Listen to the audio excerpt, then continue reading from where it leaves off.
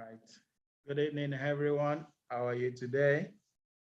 I want to specially welcome you to Through It All. Through It All, we call Olugbodi. How are we? Welcome to the last day in the month of March 2022. And happy new month in advance. In another few hours would be in the month of April. And normally they say April 1 is April Fool. But for you, it shall be April Full,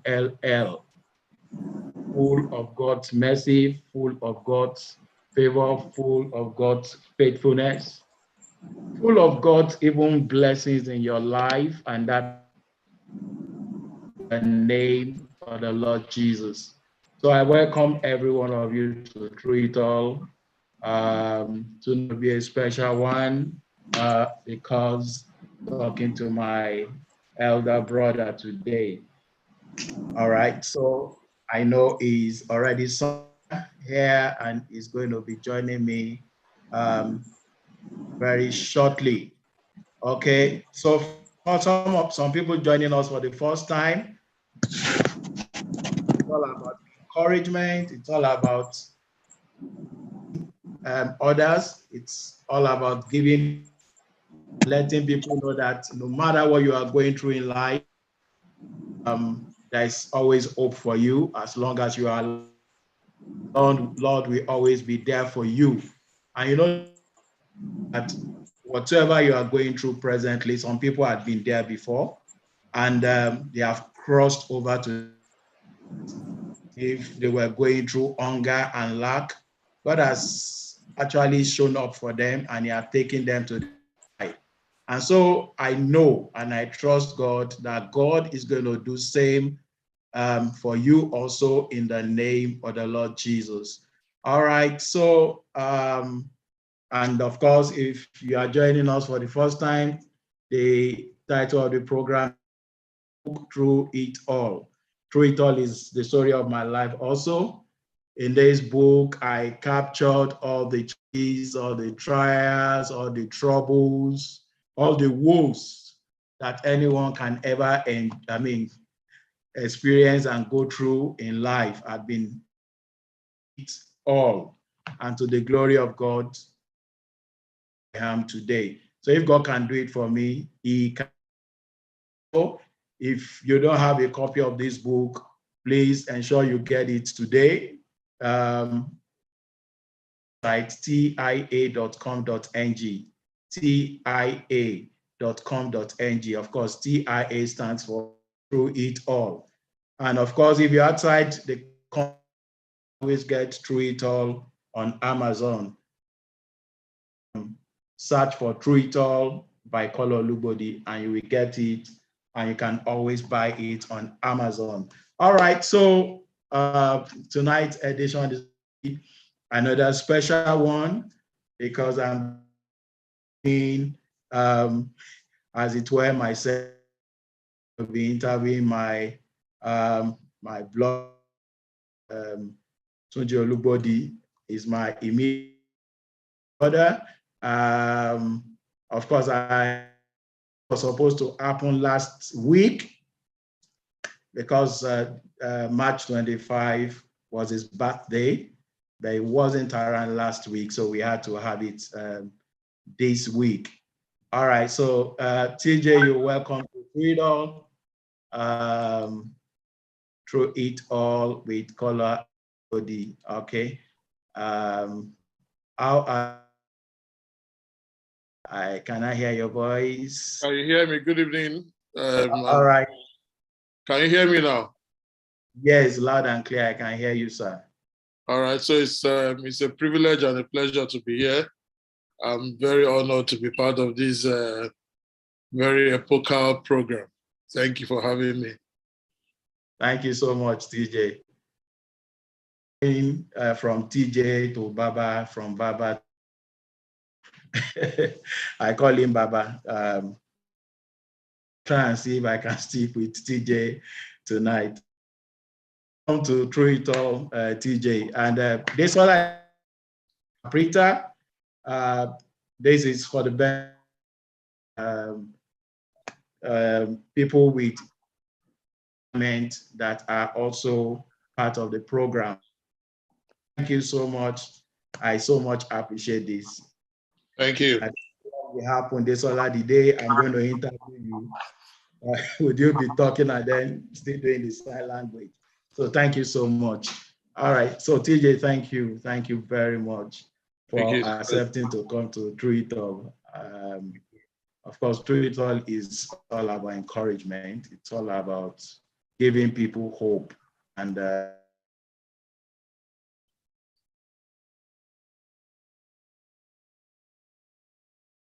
yes. And all right. Net that is breaking. All right. So TJ, for some that don't know, Tunji Olugbodi is my immediate elder brother, and is also chairman and CEO Verdant Zeal. We're going to be talking about Verdant Zeal along the line. All right, so Baba, once again, you're welcome. Thank you for having me. It's a pleasure to be here. I want to thank you so specially for writing the forwards to Through It All. I don't take it for granted.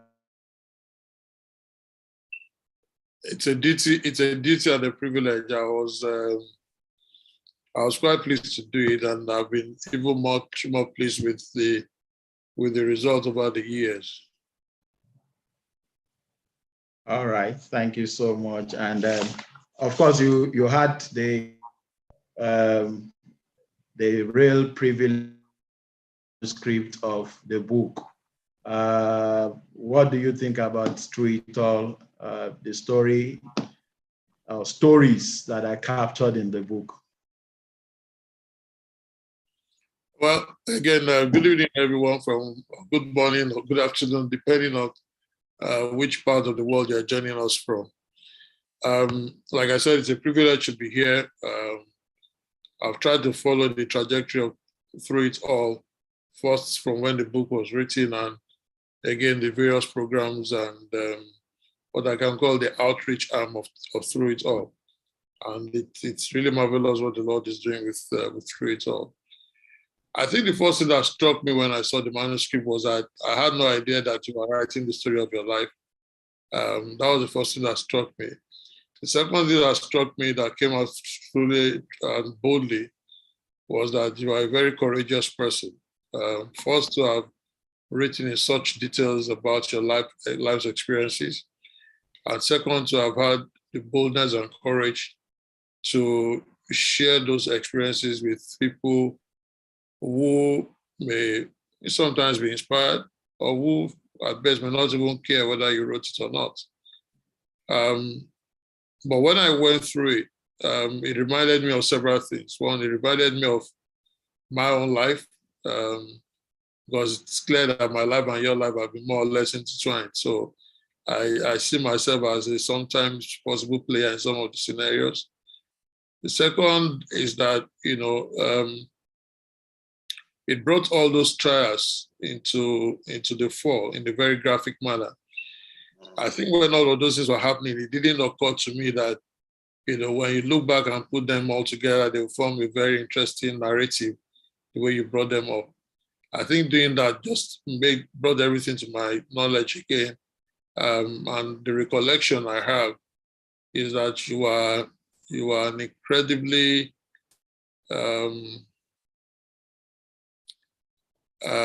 impacted person, and I'm trying to choose my words carefully. Also, with what people will call a disability, a physical disability. And then secondly, when you now look at all the challenges that life has thrown your way, especially in the very young adult formative years, I think it's quite instructive that, you go through the different levels of the T's, like I say.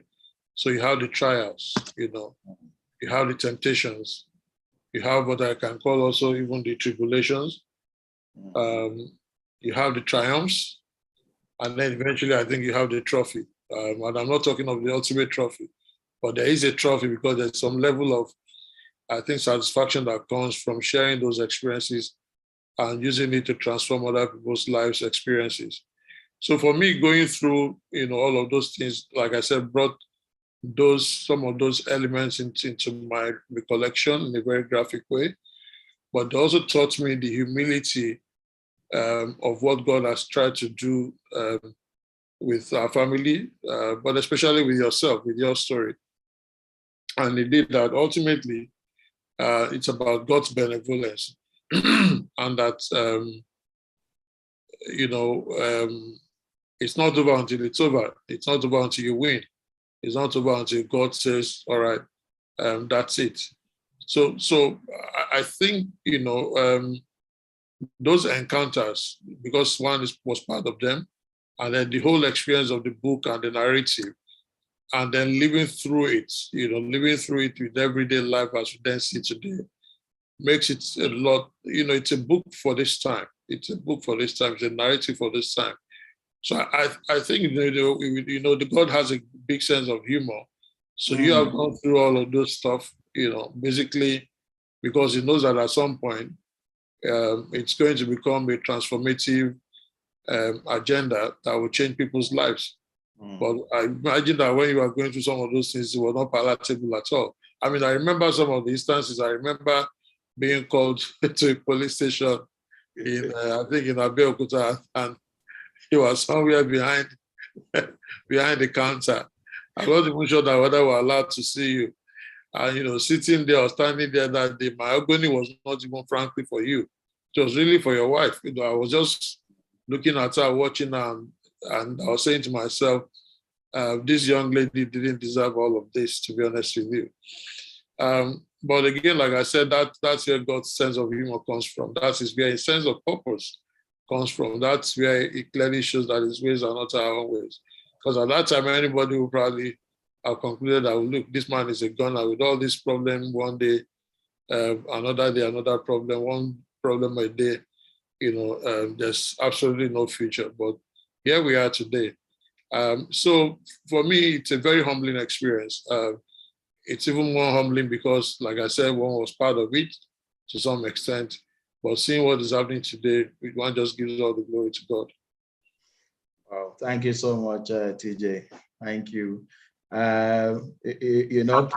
Curiously, I'm not sure I'd ever asked any of my siblings, but growing up, TJ, how do you feel having a younger brother with disability? Well, that's an interesting one. Again, because we're very closely knit, and not just in terms of the space in which we operated the growing up, but also in terms of the age, and I think in terms of the unique experiences. When we were younger, the only thing I knew was that for you as a person, you had to be treated differently, but not with deference. I mean, treated differently because obviously, disability brings some limitations. For instance, you had to go to a special school, but that was just about it. Because in your own particular case, people were even, I think, in all honesty, questioning whether you are disabled because you are all around the street. If anything happened, the first person they would think about that did that thing wrongly or did the wrong thing is you. If there's anybody that has slapped somebody around, it is you. If there's somebody that has jumped from the fourth-story building, jumped from a fourth-story building with one leg, it is you. If there's somebody that has accosted somebody and pulled her hair and pulled the earring out, it is you. If there's somebody that has broken a glass somewhere, if there's somebody who comes back from school telling us of the escapades of how you and your colleagues from Tunji Olugbodi school beat up a nonchalant driver who didn't give your school bus right of way, it is you. So it was difficult, frankly, to link disability with you. And indeed, some of your friends then, I mean, I know some of your friends like Wasi, who today is a pastor, again, God's sense of humor, who you went to school together. You guys were very notorious. So it was difficult, even as we were young then, to say these are disabled guys. We just saw you as happy-go-lucky guys who just live life, live it in full. But in all honesty, we do know that there are limitations when there are disabilities. That consciousness didn't come to us, even though those limitations, like I said. Well, because you went to a different school from the others, okay, there was likelihood of saying there was something different about this person. If I put that within the context of the society, I think quite clearly it's also important to note that the consciousness today is a lot more than it used to be. The awareness of providing special assistance to disabled people is a lot more than it used to be. And I think for somebody like myself, when I had the opportunity of starting my own company, it was one of the reasons why, quite clearly, my predisposition to offering CSR support to special schools was quite natural. Atuda Olu School, for instance, brought a lot of nostalgia back to me, even though I never attended the school for obvious reasons.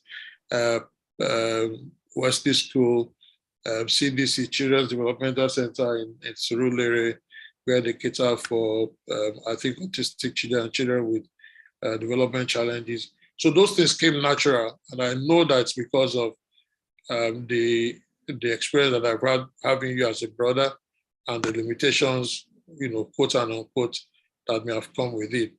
Well, again, interestingly, I've now sat much later in my years in places where social protection policies are being designed and developed for people with disabilities. And I've met incredible people, very incredible people that frankly, again says to me, disability, frankly, is also to some extent just a mindset. I can speak of one Dr. Adebayo who is completely blind, was one of the most brilliant, intelligent men I've ever met. He's still part of a whole pressure group that's working for the benefit of people with disabilities. I can tell very easily of the story of Cobhams, the musician. Yeah. I mean, when Cobhams came out of school, I dare say that I was one of the very few people that he first approached because he has a very bosom friend, Muiwa Yindola, who they walked into my office together and, he brought his demo tapes. And it was clear, even when he was playing those demo tapes, fresh out of school, secondary school, then that, there was something about this young man. Today, we still remain very good friends. He's a big boy now. He's a big celebrity. Yeah. But again, for somebody that was born blind from birth, you could say, there are no limits. There are no limitations. I've been to Cobham's studio a few years ago, and I'm sure it's probably upgraded even that studio today. And I'm just simply amazed that even those of us that have our eyes and faculty full, the level of sophistication that I saw in that studio, it cannot be comprehended. Yeah. So when you marry all of these things, I think it has to do with a number of things. One, the trajectory that one is taking to grow through, even if you have disability, and the fact that it should not honestly weigh you down. Number two, the level of support and facilitation that we receive from the community, whether it's the government or family or friends, is also very important and instructive. And number three is the opportunities that that people with disabilities should be open to. Many times in our society, it's either one of pity or one of regret. It's never one of appreciation, acknowledgement, and opening up to the equality of what needs to be done. So quite clearly, there's a lot of enlightenment and education that still needs to happen. But I think it's light years away from where it used to be. Going back to your case, having a brother that has a disability, but who was as feisty, was as active, was as vigorous as you were, frankly, I didn't see disability at all. Every day was just a new day with you. So again, one thanks God for that. All right, Baba. So before we go into let's enter your story through this way. I know when we were growing up, there's striking semblance between the two of us. I know many a times your friends, when they see me, they're already talking to me as if they are talking to Tunji Olugbodi, you know, and and these days, even when I go some places, I say, have I not met you somewhere? Are you the one that is the vice chairman of Verdant Zeal? Then I need to start explaining that, okay, that's my elder brother. In fact, some will say, TJ, what happened to your leg? The last time I met you, you were okay. What happened? And then I would need to start saying, all right, so this is not Tunji Olugbodi, this is Kola Olugbodi. And of course, I remembered those days that we actually use it to prank people. When you need to go somewhere, you need to Kola go that place, how we go to the other place. I can remember a day. I don't know whether you can remember. We took the Toyota Crown out. You were the one driving.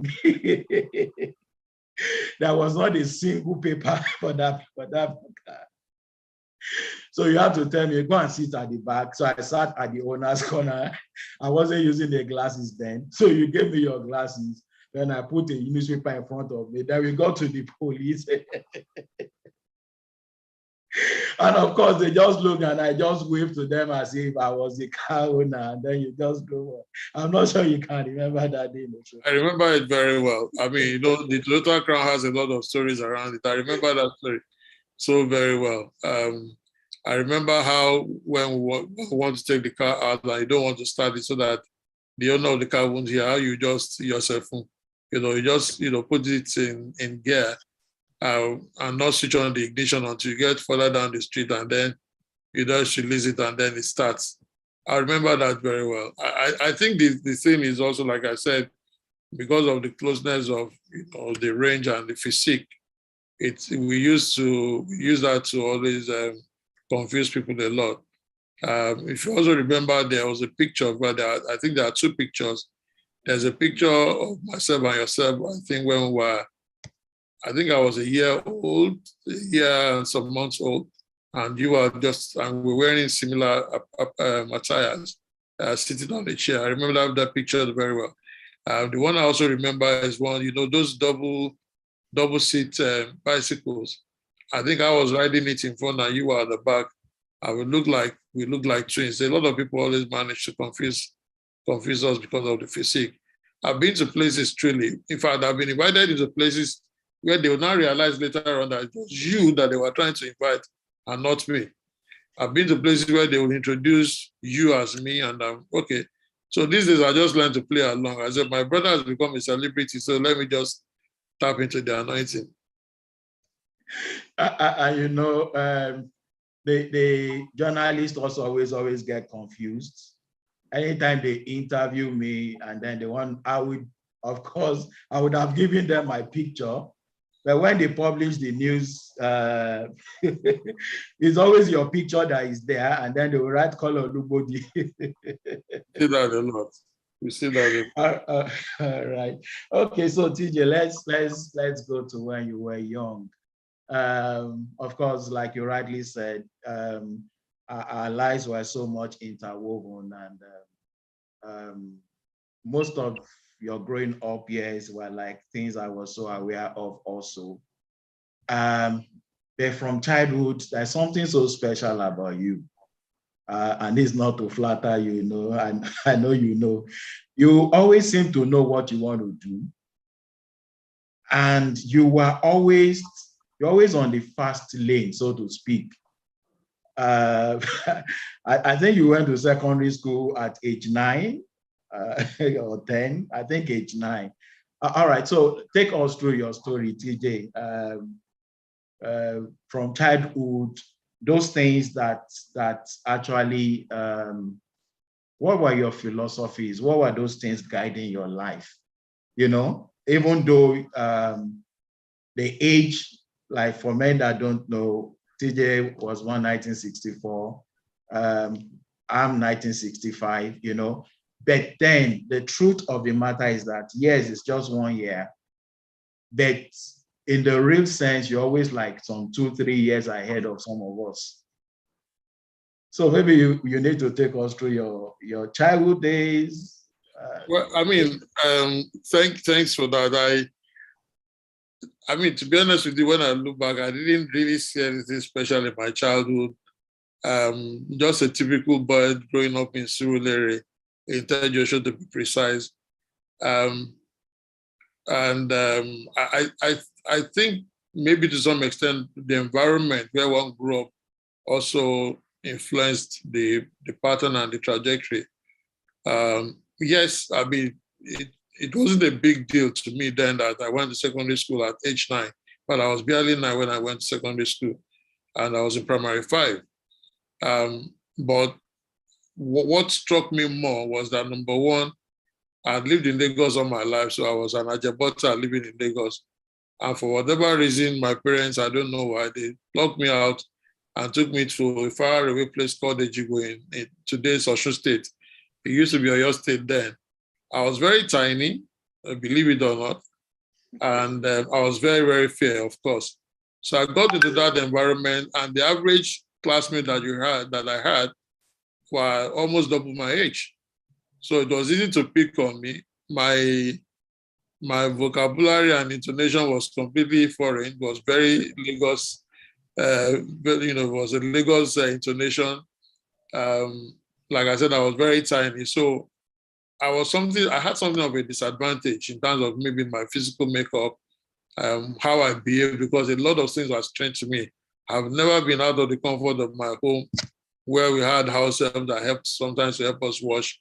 And there I was brought to a place that was totally strange to me, in a rural setting in Ejigbo that I've never been to, with people who are old enough to be my fathers as my classmates. So, so I had to borrow myself sense. Number one, that if you have to survive in this environment, you have to be wise. You have to be humble. You have to try and blend in. I didn't nurture the thought of going back to Lagos, so I more or less reconciled myself to staying in that environment. And I found it quite interesting and intriguing because of how everything was strange to me. I've never held a cutlass in my life, and there I was mandated to be cutting grass. I've never had to go and fetch water at the well myself, and you had to do that and serve a senior, and so on and so forth. So I guess I was forced to grow up very quickly in that pseudo-hostile environment where everybody was watching out for themselves rather than watching out for you. Ejigbo in those days, this was in 1974. It was, I mean, you're talking what, 48 years ago. 48 years ago. I mean, it was a very rural place. Light was never available. Water, there was no water at all. So we had to walk long distances to fetch water and so on and so forth. I think these things shaped me. I mean, so like I said, coming from Lagos, going to Ejigbo, the culture shock. My hometown area was just like 5-6 kilometers away, where my grandparents lived, but I hardly saw them. And once you go for the time, you go for the time. But I was also very sickly, very, very sickly. I suffered several bouts of malaria for obvious reasons. Number one, the food was very strange to me. The exposure to mosquitoes and so on and so forth was very strange. But after a while, I adjusted and I blended in. I blended it so much that by the time I spent 5 years in that environment, in fact, 4 years, I've become part of the environment. I loved the people, I loved the environment, I loved the language, I loved the culture. So I'm always forever grateful for that, because I think it's also set me on the path of being independent minded, or if you like, being responsible and fending for oneself. The motto of my school then, Ejigbo Baptist High School, was nothing ventured, nothing art. And that I still hold on to very, very seriously till today. But, when you look at the issue of growing up, there are many things that will influence you. There are people that will have mentored you one way or the other. There are situations that you'll have been confronted with that can make the difference to what you see later and how you see yourself later in life. And there are some, examples. There are things that have happened that, frankly, also shaped some of the thought patterns that emerged later. I'll give you one example. When I was in primary 4, we had a teacher then who was called Mr. Brown. It turns out that Mr. Brown was the one that knows how to beat people most in our school. So if you happen to belong in his class, you are most unfortunate. So if you understand what I mean. Incidentally, at that time in Lagos, they also run a shift system. So I was actually in the afternoon session when I was in primary 4. So one day it turns out that Mr. Brown gave us an assignment, and the assignment was to go and memorize the Bible passage, 2 Samuel chapter 1, verse 19. 2 Samuel chapter 1, verse 19 to 27. So we got, and we didn't take Mr. Brown seriously. We didn't take him seriously. So when we got there that afternoon, he asked us all to stand up, and he asked us to start, for each person to start, reciting the memory verse. It turns out that I think it was only one person or two that really could recite. At least they made some effort. Some of us didn't even bother at all. Okay, he still didn't take offense, but he asked us to stand up and was writing something on the board. And then somebody made a funny sound, funny derogatory sound in the class while we were all standing up. And Mr. Brown turned to the class and said, "Who made that sound?" Nobody said anything. "Who made that sound?" Nobody said anything. Mr. Brown went to import stacks and stacks of paint. I don't know if it's possible for any school, any teacher to do that today. And Mr. Brown beat us so much that day. I've never received that kind of beating in my life. I mean, this was primary 4. Mr. Brown beat us that till today, I can never forget that beating, I beg your pardon. So he said, well, he was going to pardon us and all of that stuff, but now, because of what we have done, he wasn't going to pardon us anymore. So what was the punishment apart from the beating?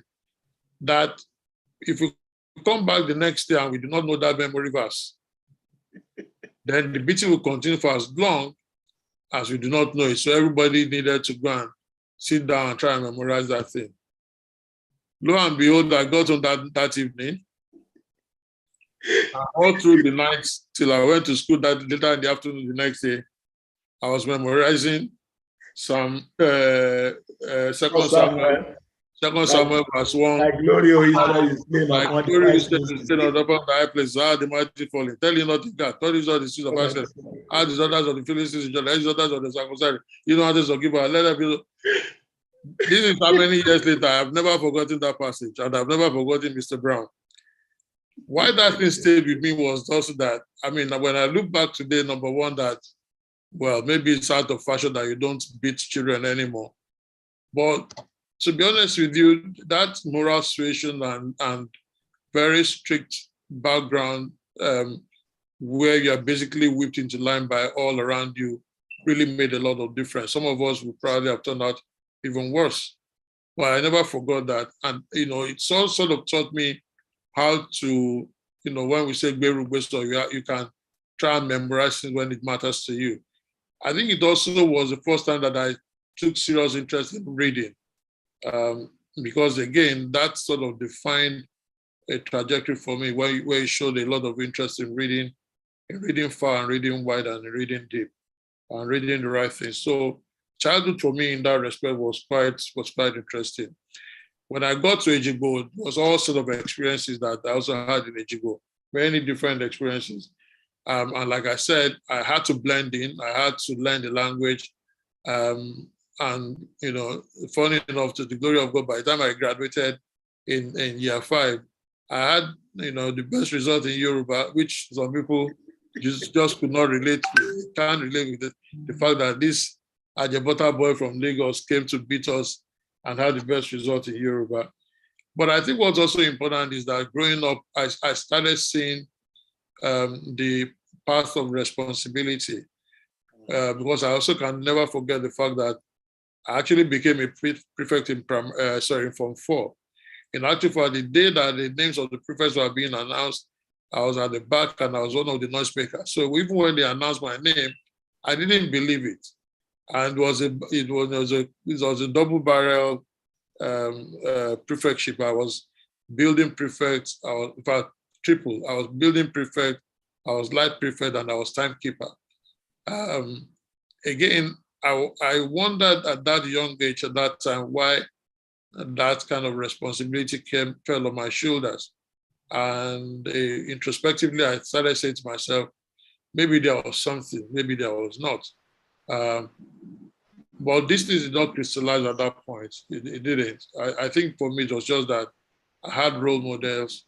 I had some insight into the need for some level of intentional living, the need to survive, the need for you to understand that nobody's going to offer you any help unless otherwise you help yourself, because I was in an environment where my parents were far from me.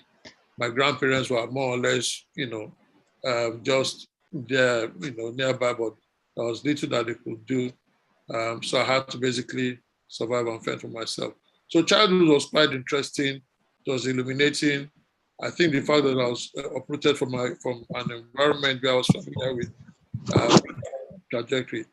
Incidentally, by the time I got to university, I went to a university that was a pioneering university, where I was a pioneering student in 1983 in Ogun State University, Agowe. Again, all those experiences that I've had in the past sort of helped me. And was not a challenge for me to start, from a place that offered a lot of challenges for a new environment that was just evolving. And I think that sort of not only affected the way I saw life, but also the way eventually I saw businesses and starting businesses. Yeah. Thank you so much, TJ. I know that I think it was the Ejigbo thing that influenced you to know how to how to really speak a lot of those Yoruba proverbs. Proverbs and adages, surely. And adages, Yeah. I know many people always say, TJ, where did you get all these things from? What I'm trying to remember any of those things now. I was really immersed because, again, Ejigbo happens to be a place where there were a lot of, Ejigbo is a very strong cultural place. For those who do not know Ejigbo, people from Ejigbo are influenced a great deal by what happens in Côte d'Ivoire. A lot of them, a lot of families actually live outside of that place. Then also there are towns and villages around Ejigbo that are very, very, that have very strong cultural dexterity. In music, in dance, in festivals. I was really immersed in those things, and it was not out of character for us to go around to some of those villages. In actual fact, my love for the theater also was more or less cemented in Ejigbo. From when I was in nursery school, I used to act, and to some extent in primary school. But when I got to Ejigbo, incidentally, my class was so notorious. We also formed the core of the theater of dramatic arts for the school, and we were so good that we were going around the entire state, staging plays, attending festivals, and so on and so forth. Ejigbo itself was very, like I said, very, very well known for very good cultural outings and festivities. So all of this thing really changed my view about who we are, about my people, and frankly, the love for Yoruba language and Yoruba people and Yoruba culture. It's a shame that we are where we are today as a people where, everything gets done in other people's language and so on and so forth. It's really a shame. And I really wish that I spoke Yoruba better, because in spite of it all, my spoken Yoruba is still not as fluent as it should be. Well, I think it's still much okay. You can really flow easily in Yoruba and then do the English thing. As we were talking, there was this whistling we used to do when we were young that just came to me. I hope I won't smile.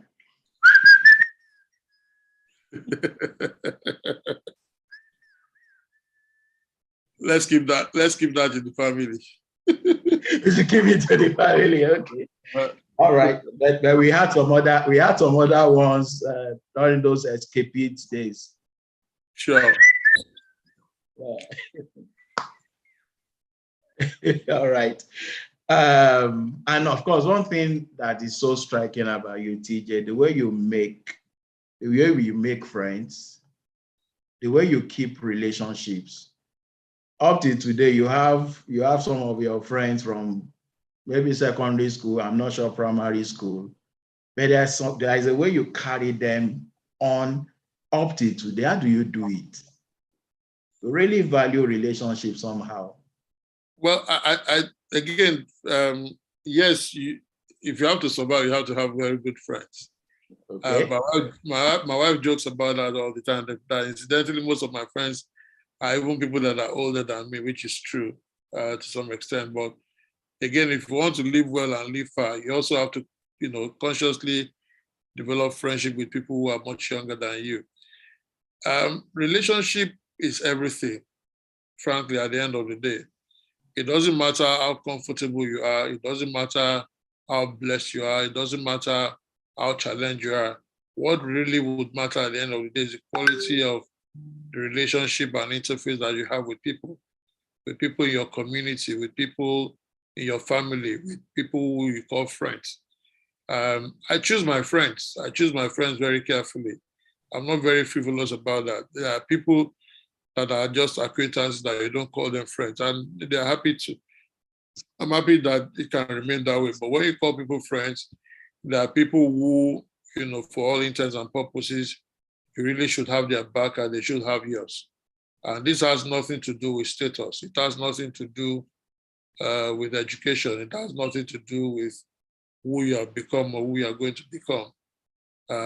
Because really your strength is in that whole connection that is unconditional. Not many people have that opportunity, especially in today where we have a greater sense of demanding from people what we can't offer them, a greater sense of entitlement. So keeping friends is something that's an art. In fact, I still continue to learn this from even younger friends who, I don't make friends easily, incidentally. I'm not likely to meet you in a lounge and then I'll be the first to strike a conversation. It's not likely. It's also a way of protecting myself. I won't mind my having a conversation, but I'm not likely to be the first to start that conversation. Not that of being haughty or being snobbish or anything. It's just my own protective mechanism.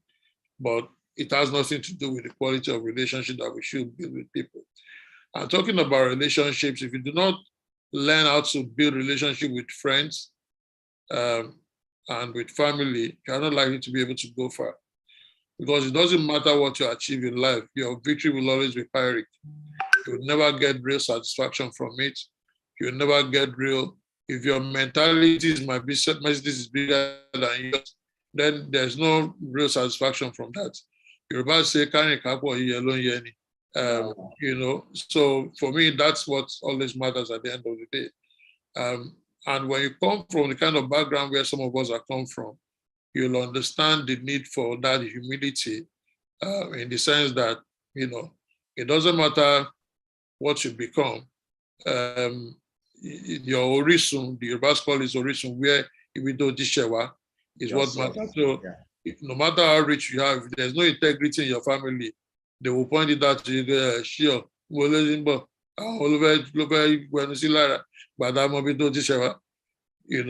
or if it suddenly become wealthy and rich and people are not able to explain the source of your wealth. Again, I mean, the original sense, you won't have respect within the community. So people respect, they respect integrity, they respect people who are worth it because of what they stand for in the community as sources of inspiration and motivation, rather than just a source of sudden wealth. Some of that might have changed today, but I believe that with time we'll also go back to it because you see, you cannot sustain what is artificial. Yeah. The only thing that can endure is what is natural. And what is natural that's innate with us, that because we are made in the image and likeness of God, God has so much imbued in us the need to be able to facilitate things for other people.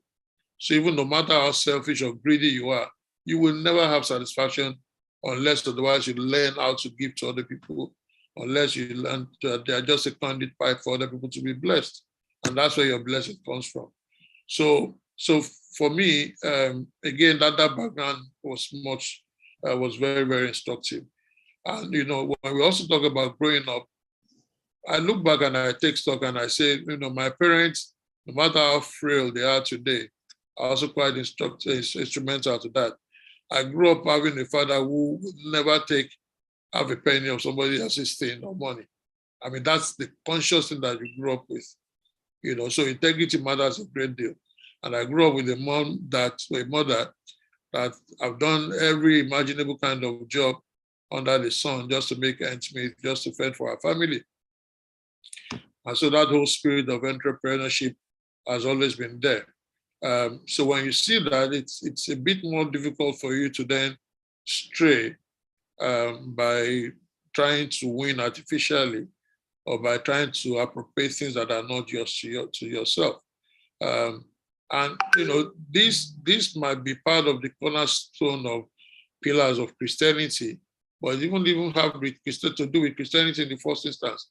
It had to do more with the morality of where we are coming from, and what our background is, more than that has to do with Christianity. But of course, with Christianity, it also does help. All right. Now that you mentioned our parents, it just occurred to me that most times when people see us, they say, Kai, these guys are so fortunate. Thank God they had very wonderful support system from their parents. They must really be from very wealthy background. Maybe it will be sweet in your mouth, so to speak.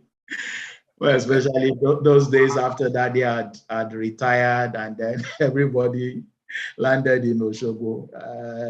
Maybe you need to talk about a little about our background.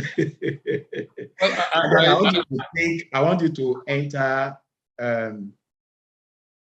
how you have to really survive almost on your own when you go to university. Let's take it like that. Well, again, I look back and I thank God, because I've had reason to counsel a lot of people who just automatically assume that maybe because you come from a middle class background, your parents did everything for you. And I say to people that what our parents struggled to do for us was basically to give us education, and that was it.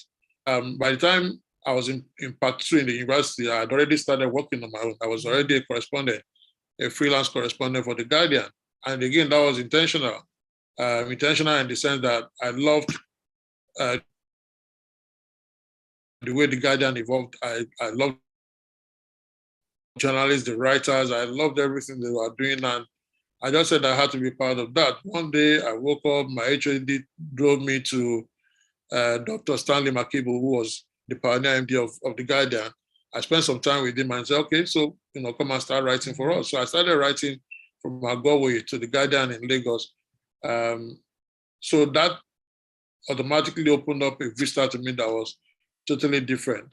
By the time I finished service, although the university wanted me back, to be a lecturer because I had my result was fair enough. I won't say it was excellent, it was fair enough.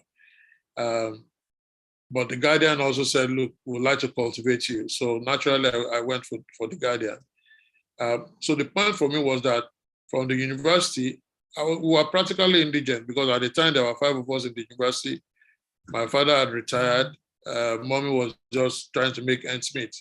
And there are many times when I get home and there was no money and you need to stay a couple of weeks just so that they can gather some money to give you. I think what's instructive here is that on the outward, people will assume that you don't have a problem, because again, maybe that's where I learned not to celebrate what my problems, or what I call challenges. I never talk about problems. I never celebrate challenges. So I've had situations where, on more than one occasion, somebody walks up to me, and in fact, there was somebody in the university who walked up to me one day and said, it doesn't look like I had any problem. And that, how come they always bring all their problems to me and I try to solve their problem and I don't look like I have a problem of mine. But it was deliberate, because like I said, even when the days that I woke up and I didn't have any money in my pocket, nobody will know. Because again, what I did was to live far away from students. I lived all by myself. So how I go, how I come, nobody knows. What I eat, when I don't eat, nobody knows. And I just try to make up for that by facing my studies and drinking my water and staying in my lane and day in my day, so to say. Much later in life, that also happened. I've had people who confide in me, who I counsel. And one of them said, well, you don't have any problem. You don't get any problem. I've never seen you come to me to say, see, this is what happened yesterday. Will come and help me. Again, for me, it's an attitude thing. So when we look at this background, I think what the parenting has taught us is that you have to stand firm. And it's only, if there's a challenge, it's only for a period of time. My father is one of the most incurable optimists I've ever found on the surface of the earth. And I think I inherited part of that from him. So even today, when people complain about Nigeria, of course, we all know that there are challenges. But I always prefer to look at the silver lining and say, look, people have been worse. Maybe it's a way of guarding my mental health. Maybe it's a way of stabilizing myself, but it helps. Because I always say, look at the reality. People complain that there's no light today. There hasn't been light in 50 years in Nigeria. It's true. So if you go on belly aching that there's no light, all you need to do is to say, look, what's the next best laid plan to confront this issue? Because while you are here, you have to confront it. You don't solve a problem by circumventing it. You can solve a problem by confronting it. Whether you are going to make an adjustment or whatever it is, if everything starts first and foremost with your mindset. So if you allow your mindset to be troubled by the fact that there's no light, you never get anything done. But like I said, they spent trillions of naira in procuring light that we have never had in over 50 years. As long as I've been alive, we've never had light in this country. And I went to a secondary school where there was no light. So for me, it might be inconvenient, but the reality is that it is what it is. So how do you solve that as a problem? So if you look at also the orientation of our parents, especially my mom, she just believes that you should never be idle. That's why today at 80, she's running a poultry farm. She's running a fish, a fish farming. She's doing this, she's doing that. And I think apart from the fact that it helps her to stay mentally alert and useful, she's somebody who never wants to be at the receiving end of begging somebody for her to survive. But I think what is also important for everybody to note is that it's actually a privilege when you have parents that you can copy to be mentored, or you can allow them to mentor you indirectly.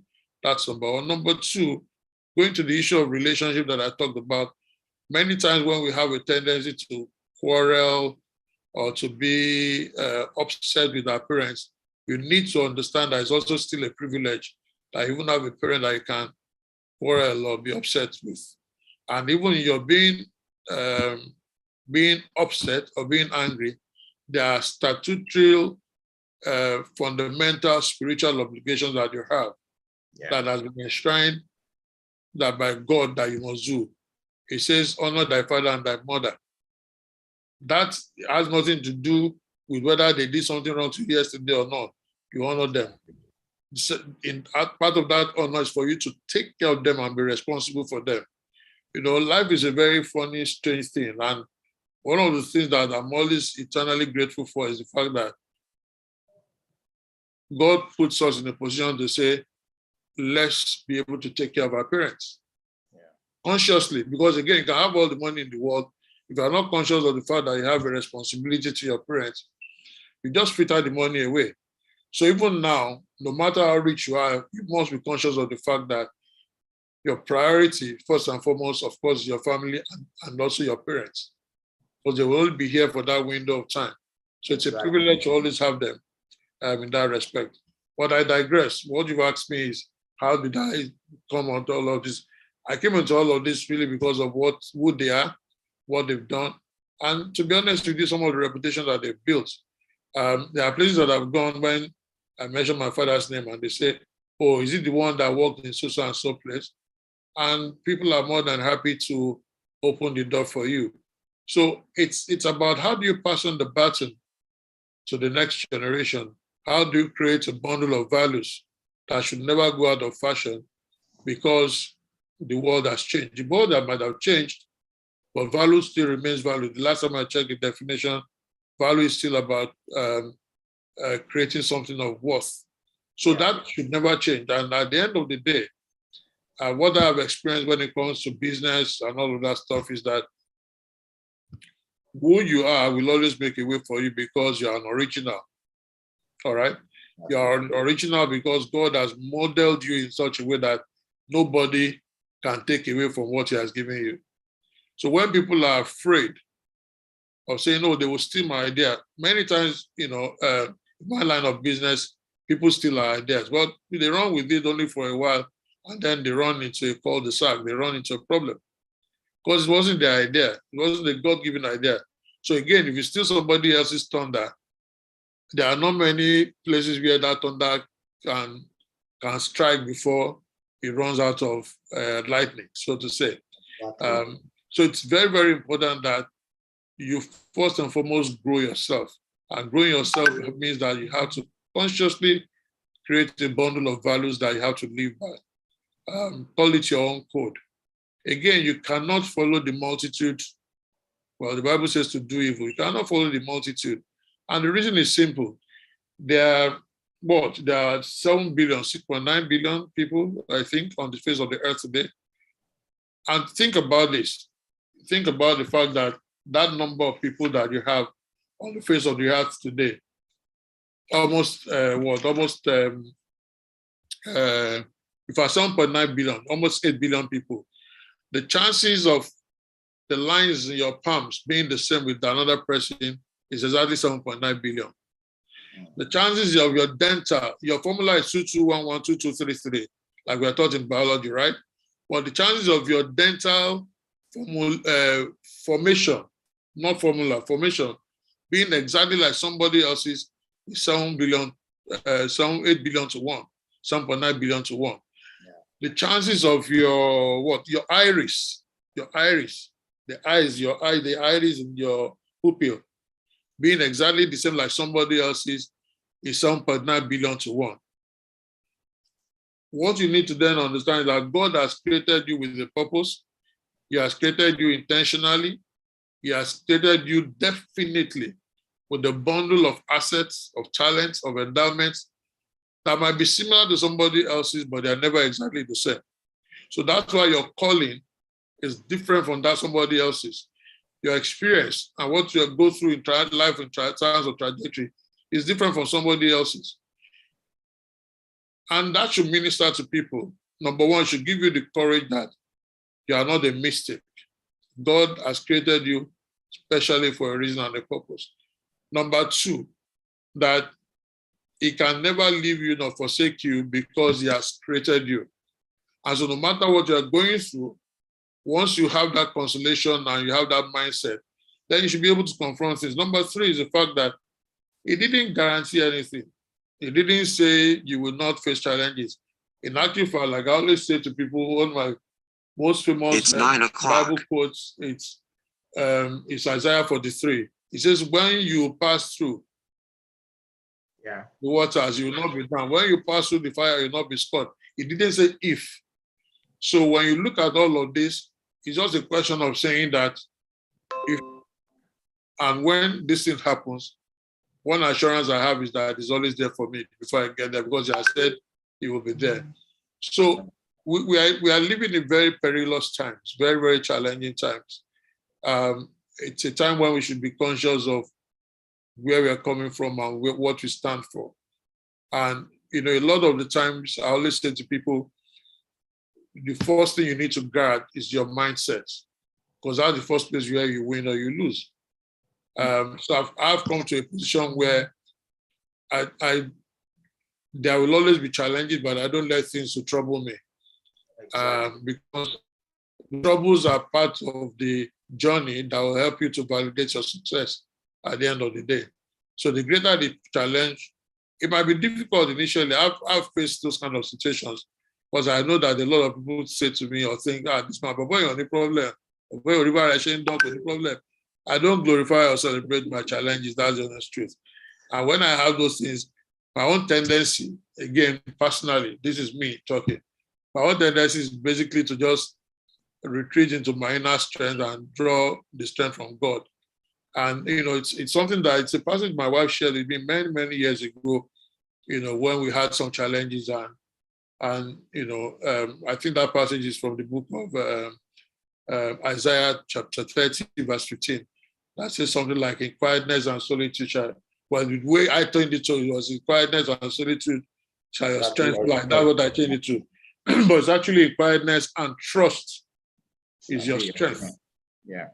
And the reason for me is that, against the mindset of today's social media system, where everything is celebrated and glorified for the what do they call it now?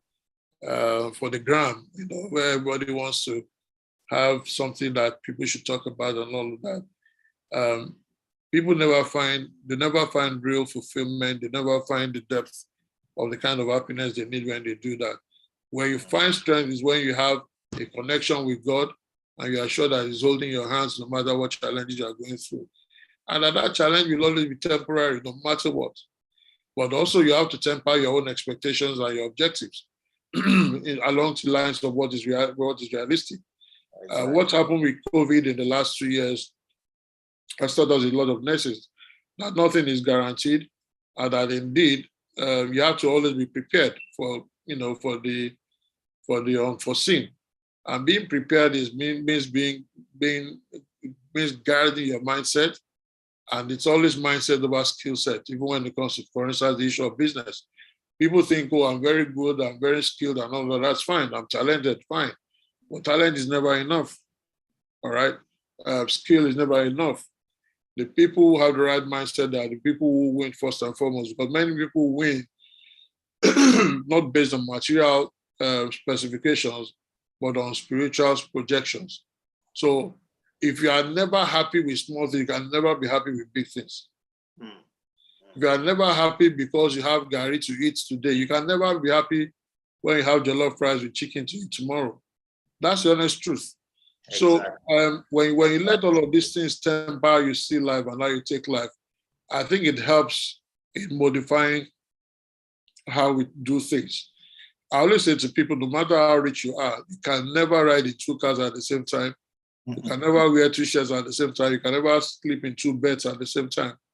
And when you look at all of this, you then need to modify your expectations, frankly, because at the end of the day, your needs are very basic. The other ones has to do with the fact that I want to show off to other people that I have arrived. And I don't think that is one of the criteria for you to enter heaven, as far as I'm concerned. So it's important that you build those bundle of values based on your background, based on deliberate mentorship, based on your own sense of orientation and direction.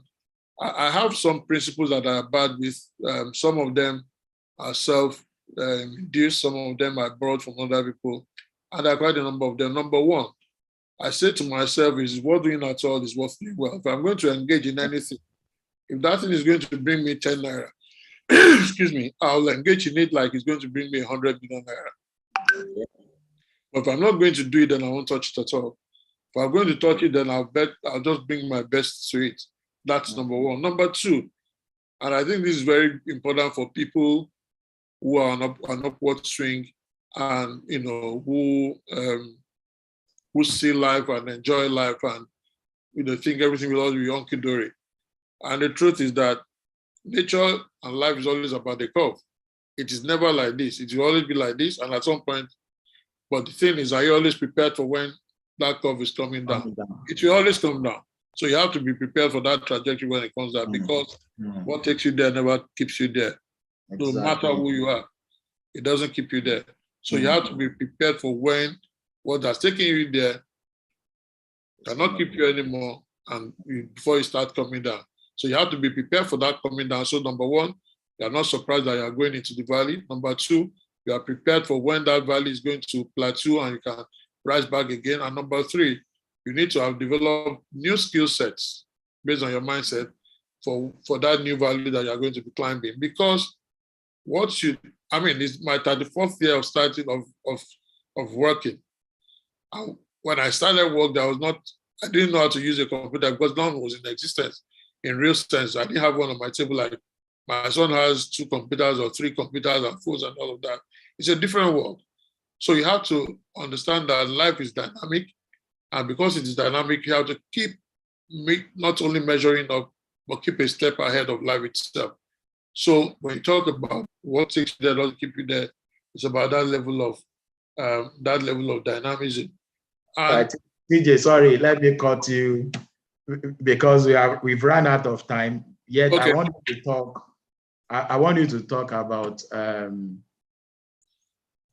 Of course, for you said you've worked for like 34, 36 years, but a large chunk of it, you worked at Guardian, you worked at PromoServe, then you ended up with Prima Garnet, but now you have your own Verdant Zeal. Verdant Zeal this year clocked 10. Sorry? 15, 1-5. 15, sorry, clocked 15 this year. Within the short time we have, I want you to just quickly, because that's maybe like the first time I'd seen you go through like a something that shook you a little.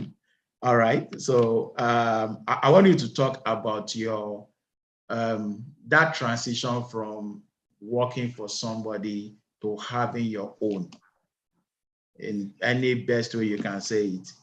Okay, so what happened was that all I've done up till where we started Verdant Zeal was that I've been a manager of assets and resources of my life. I've worked for other people and I've tried to manage talents and all of that. And it was quite useful, it was quite helpful because Prima Garnet was a huge success and I was part of that success to the glory of God. Part of what kept me in check was I kept saying to myself, if Prima Garnet was this successful, and I was part of it, can God create another success that I was part of? So I was very morbidly afraid of not failing because I was already part of a success. That was number one. Number two was that I said to myself, I was going to go and start something new. Where do I want to start from? Prima Garnet was doing very well enough. We were cutting edge. We were doing a lot of things that people in the industry were not doing then.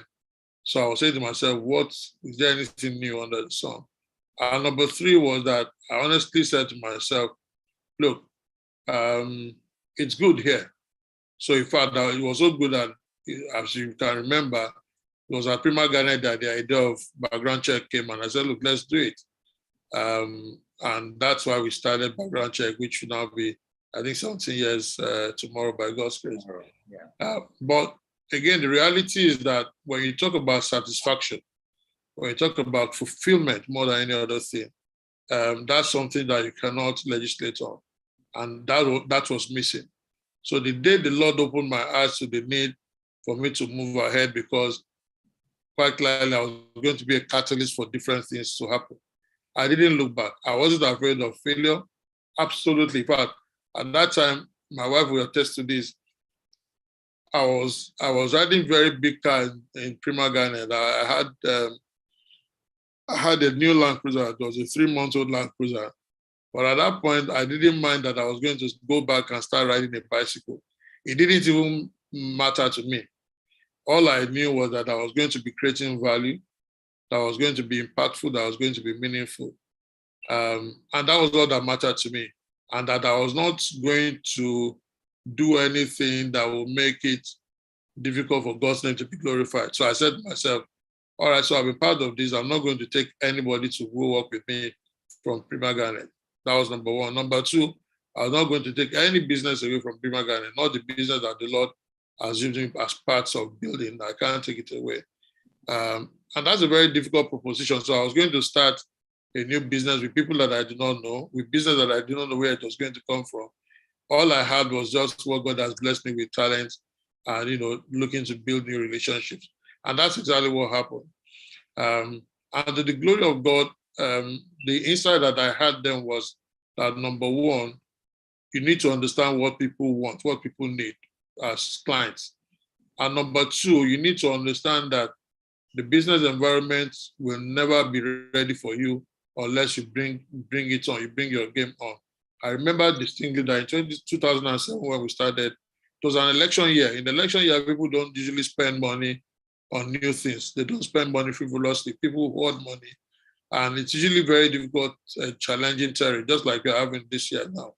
But we went ahead and we started anyway. And by His grace, we're able to create the kind of impact that we created. What I find instructive about the not taking no for an answer and just following the lead of God is that you will create new streams of opportunities and new islands of new vistas and islands of possibilities that people will buy into.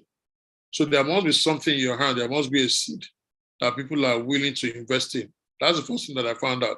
I didn't have any money. It was very difficult for me. I didn't have money.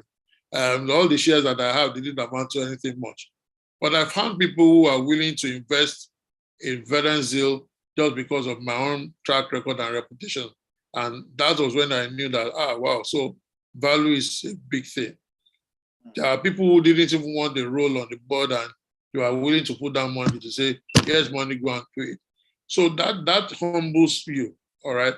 And that also makes you responsible because you cannot then treat other people's money anyhow. So it's about what you have to offer.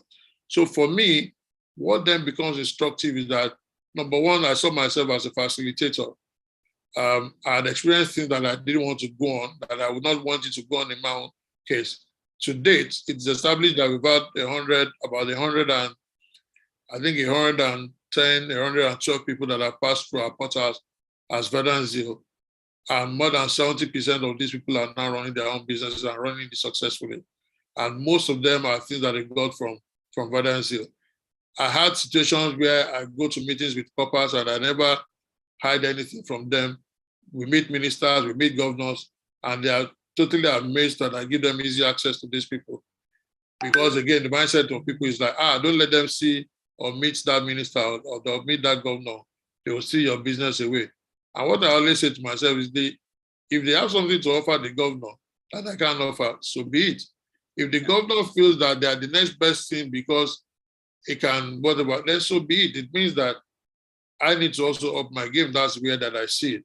But I think what's more important is that in all of that stride, you're able to teach people the need for them to create value, and that what makes the difference at the end of the day is the quality of the offering that you bring to the table, rather than the fact that you're able to stab somebody in the back. So, I mean, something happened on 1st of March when we turned 15. I don't know how many companies had that kind of privilege, but I had a significant number of people who have passed through Verdant Zeal. They come together, they formed an alumni, they spend a great deal of money, to basically rejoice and celebrate Verdant Zeal, and challenge themselves to say they will always make things better because of the experiences, aggregate of experience that they've had from Verdant Zeal. We had many firsts, and we are still breaking new grounds as the Lord gives us grace. For instance, I don't know how many companies in Nigeria are able to say, okay, for 9-10 years, to take people, 70-80 members of staff, all expenses paid to different countries around the world, especially in Africa. We went to 9 different countries about 10 times. That was quite unique, So we do things that are totally different from the conventional. We still do. The scale is different. The trajectory is slightly modified, but it is the spirit, it is the orientation. Exactly. Starting Verdant Zeal for me is part of what made it clear to me that, there's no shortcut to anywhere worth going. If you want something that will last and endure, it has to be tied around principles that are driven by consistency, by focus, that's driven by values, by core values that nobody can shy away from. And even when you have people who want to short circuit, they will always understand that they can't last the distance because it is what it is. So that's what Verdant Zeal has done for me. But Verdant Zeal is even just one aspect of many things. For me, what I used Verdant Zeal to do is to grow a whole constellation of business-minded opportunities. So today I sit here, I can tell you that I'm an authority when it comes to the issue of confectionery and baking.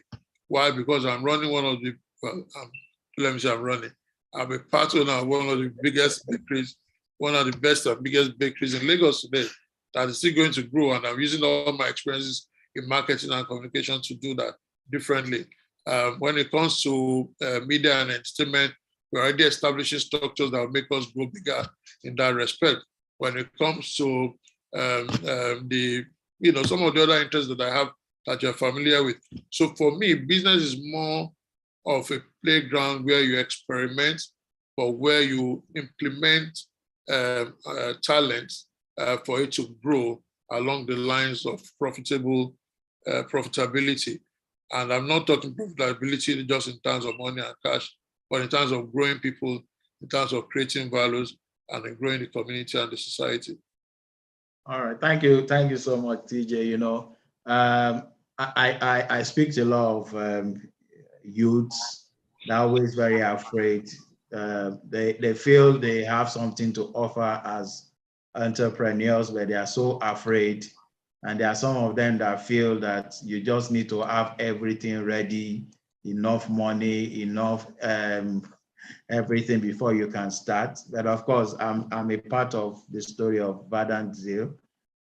You had only you only had the office, no seats, no. But I didn't have a table for almost a year. I had a plastic table, a plastic white table.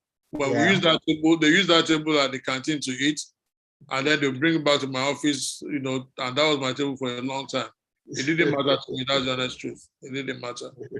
That's true. So that's just for them to see that you don't need to wait until everything is set. You build a business organically. You allow the structure, you allow things to go. You go from A to B to C. Don't move from A to Z, to F, and you think that's the way to do it. So, all right. So at least I've learned that from TJ. Talking about you, Verdant Zeal there, confectionery is there, now going into entertainment.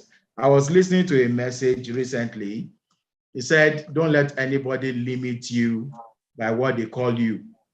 They said, he's a preacher. He said, no, don't let anyone call you a preacher. My name is Kola Olugbodi. I preach, I speak, I bake. So once people call you, oh, he's a preacher, then they limit you to only one aspect of the things that God wants you to do in life. So if you talk about Kola Olugbodi now, yes, I'm CEO of Background Check International. I'm author. I'm a author of, even if it's one book, author is author. I'm moving to the point of making a movie out of the book. I speak, I preach. So that's what brings fulfillment in life. Bible was talking in Matthew chapter 15, verse 25, of that master that gave talent to his servant, and he gave 5, 2, and 1. So if you have 5 talents and you're only making use of 1, when you get to heaven, you're going to give account. So that's one of the wisdom I'm picking from what you've said tonight. We've run out of time, but I'm going to give just 2 persons time. Let's do open mic. Just 2, the first 2 to signify by raising up their hands. If you want to ask TJ any question, let me give you that opportunity. If nobody is raising their hand, then it's okay. So one last thing I'm going to say, TJ, some 18 years ago, when I started, when Background Check International started, I started just like that one man riot squad businessman. Then I walked up to you and then you were telling me how to structure a business. Thank God that's one of the things that helped the company so far. And then I was supposed to pick a chairman, and I was talking about I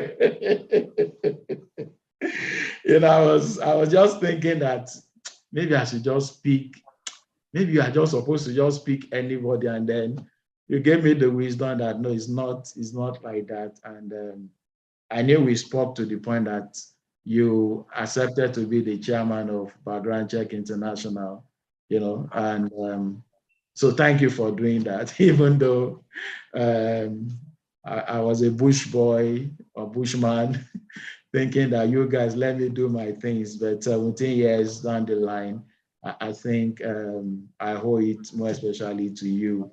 All right, so thank you for tolerating me, and thank you for going this journey with me, despite at times I can be impossible. All right, so TJ, thank you so much. Thank you for coming on. Pleasure. My pleasure. You said you are not like the type of people I bring, because everybody has been through something. That's why some people always feel, oh, until you have a big problem, a big challenge, that's the only time you speak. The truth is that we all have problems, but I tell people I don't call it problem, I call it challenge. Okay. But you see, I think if there's anything anybody takes away from this meeting is that you should never celebrate or glorify your challenges. Yeah. Because the challenges will never end because you're glorifying it. People will never necessarily be more sympathetic because you glorify it. In actual fact, what you should look for when you have a challenge is the message.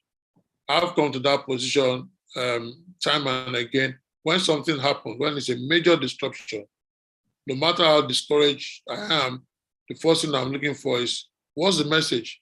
Even when I'm not happy about that disruption, I'm just saying, God, what's the message? Yeah. And what it turns out is that it might look disruptive initially, but when the message and the purpose is going to come through, you will see that God has actually taken you away from a comfort zone and prepared you for something that's much, much, much bigger than you ever can imagine or expect. So in that spectrum, you might lose certain things. You might lose your self-respect. You might lose some of your ego. You might even lose money. Something just happened to me recently where I lost about, a substantial amount of money. And, I had to basically maybe start all over again. But at the back of my mind, I'm also rejoicing because I know that fresh start is actually on a totally different plane. It might not be what I've experienced in the recent past, but when it matures, just going to be light years away. Exactly. Thanks for that, TJ. All right, so I have 3 hands. I'm going to quickly take your questions. Let me start with my dear sister, Yemisi Peters. All right, please. All right. Thank you very much, sir. I'm sorry I won't be able to put on my video, but I know you can hear me. Thank you very, very much. I actually joined in very late. Okay. But when I joined, I would just say that I have been able to learn so much from your stories that you have shared. I want to thank you very much because I actually took a couple of things down, especially when you said, well, I've heard this many times, talent is not enough. Even your skills sometimes will not be enough. And then I wrote, it's only the people with the right mindset. And I put great attitude that makes it in life. So, that really resonated with me. So I want to thank you for that. And when you also talked about when you were working, at the Guardian, that you write, when you said you write, I was like, okay, I'm also an author of, one book. So Mr. Olugbodi said, Pastor Olugbodi said that whether it's one book, you are an author. So I know that I'm an author. It took me a long time to be able to write that book, but I thank God I eventually was able to write it. Initially, it was tough for me. I was always, thinking down on myself. Are you sure you can write the book? Do you have what it takes? Can you speak the good English that people will want to read in the book? But I'm grateful to God that at the end of the day, it came out well and people are actually buying the book. So I just want to say thank you, sir, for the encouragement. God bless you. Thank you. All right. Thank you, Star MC. Gloria, are you still here? I saw your hand. Gloria.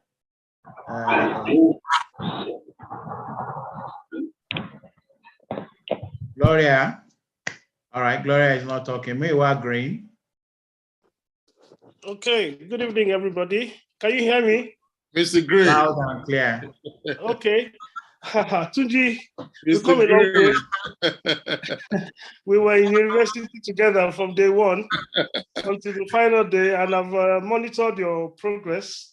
Thank you, And Mr. I'm very Green. happy that you're doing what you're doing. Thank We're you. very happy with you and impressed. Keep up Thank the good work. Thank I've you. learned a number of things from this session this evening, and some of them I'll be putting into practice, trust me, for my own business as well. Thank you. The only thing I was going to say was, what's the name of your bread? So that I can it's called honeycomb. It's okay. called honeycomb. So we have a family line in it. We also have variety that's coconut, sardine. Now we're doing wheat. And the plan that we're implementing shortly is to actually retail it in different parts of Lagos. It's been on now for over 6 years, and it's done very wonderfully well. Where can we buy it?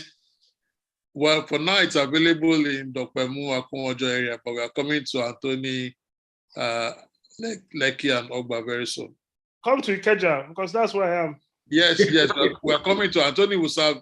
It's going to be on Bush Street, so Anthony will serve most of Ikeja for now. Okay. We're also planning actually on Isaac John. Well, wonderful. Come first, yes. Wonderful. Keep up the good work. Take care, bro. All right. Thank you, Mr. Green. Thank you so much. All right, Gloria, a fast one. Good evening, everyone. Good evening, Gloria. I really enjoyed the show. This is actually my first time. And of course, I still call you Pastor because you were once my pastor back in Abeokuta, if you remember. And I must say that I'm truly inspired from what I've heard from you and your brother. Yeah, brother TJ. I will never forget what he said about, I can't remember who said it because I was a bit distracted about starting. You were kind of saying start from where you are.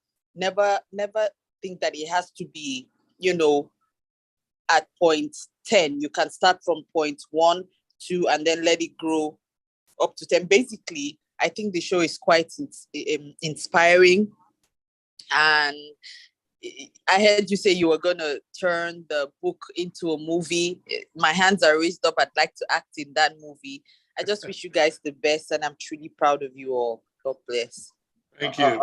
All right. TJ is actually, he started a movie company, and whether he likes it or not, this is going to be the first movie.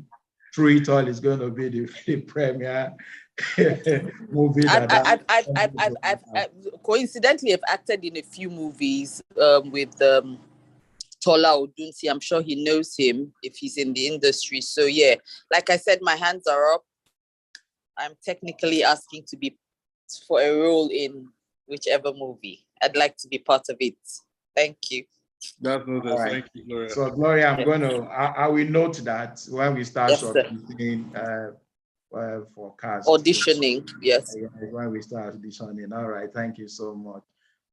We've run out of time totally. Thank you, everyone. Thank you for being part of it. TJ, thank you for accepting for me to drag you here this evening. I really appreciate it. My pleasure. Thank you. So nice having you. Thank you for all you do too. Thank you, my brother. Thank you for having you as an elder brother in the last 57 years. Wow, I'm just growing old. All right. All right. So the Lord's going to continue to be your strength. And when we have, we are coming up with some other teaching things, I may bring you back and you teach us some principles and on some issues. Like we didn't talk about leadership at all. That's you lead eight other leaders, and it's always difficult for a leader to lead leaders. All right, so we thank God. Okay, thank you everyone for joining through it all tonight. Please, you remember, if you don't have a copy of Through It All, the book, You can get it on Amazon. You can get it on tia.com.ng. You need to read the book, and I mean it. The stories I hear these days get me so much humble. Thank God that the book is out. All right. Next week, Trital is coming up again. My guest is going to be Modupe Oyetosho. She's a lady with a very powerful, very touchy story. She's a lady that owns a very big farm somewhere in Oyo State. Along the line, she was kidnapped one of the days when she was leaving the farm. She has like 5,000 hectares, very big business. Just a young lady that decided, I'm going to feed the whole nation. I'm going to make it a project. And she's really been making headway with it. Then one day, those funny Fulani guys, they took her away, then killed her fiancé that was with her that day, unfortunately. She's going to be here next Thursday by God's grace, April 7. She's going to be sharing her story with us, what she's been through and how she had remained dogged and moving on with life despite all the things she had been through. Please, I want us to join through it on next Thursday. Let's come listen to Modupe Oyetosho share her story with us. All right, so I'm going to come your way again next Thursday as the Lord lives. And I know that the Lord is just going to inspire you and the Lord is going to encourage you and keep giving you hope. All right, so till we meet next Thursday by God's grace and mercy, have a nice evening and happy new month in the next 4 hours or thereabout. The Lord will continue to be your strength.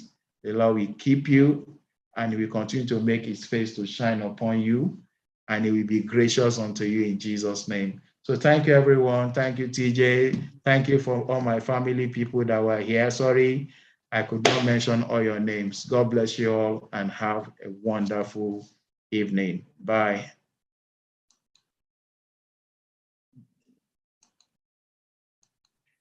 Okay, Michelle, For me, thank you so much.